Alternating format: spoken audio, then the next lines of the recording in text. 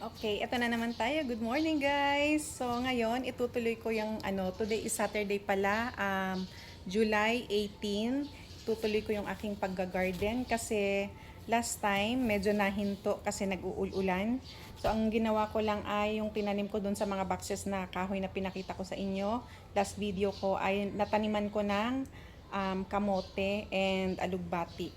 So, now, ang gagawin ko ngayon, papakita ko pala sa inyo, meron akong nabili sa online na garden pot and para siyang nylon, ito yun siya. Para siyang nylon tela at hindi ko in-expect na ganito pala siya kalaki.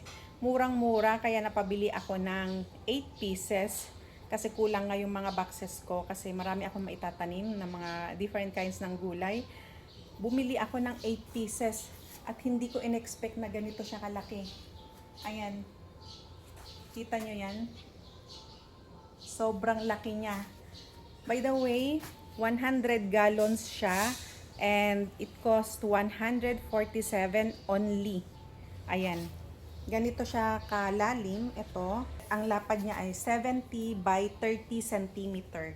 Ayan. 100 gallons at 147 pesos only. So, hindi ko magagamit lahat ng binili ko. Siguro ang magagamit ko lang ay mga dalawa kasi maliit naman yung space ko at ang laki-laki nga niya. So, mau-occupyan niya. Hindi ko nang pwedeng ipasok dito sa looban kasi pag umulan, hindi siya mauulanan. Masaya ang mga tanim natin kapag ka na uulanan sila, 'di ba? Malago sila.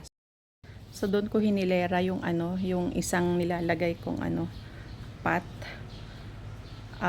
Maglalagay pa ako ng isa diyan, iuurong ko konti yung mga doon. And meron pa ako dito kasing mga pots na ilalagay doon sa wall. Ito naman ay tataniman ko ng Vietnam rose. Ito nagpapasibol din ako diyan ng bell pepper. Dito ito okra.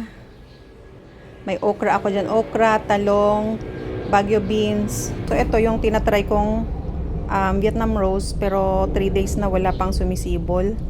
At siling labuyo, siling green and bell pepper din. Ayan. And meron pa dito pero parang mamamatay na yung aking zucchini. Tapos may aloe vera ako doon. Ayan yung mga pots, may lupa pa ako dyan. And ito yung mga gagamitin ko, mga stick, aakyatan ng mga vines ko. Ayan, yan. Yung mga apat na nakalagay sa ganito, lalagay ko doon sa may, doon sa may wall doon. So, ayan, ang aking mini garden sa garage.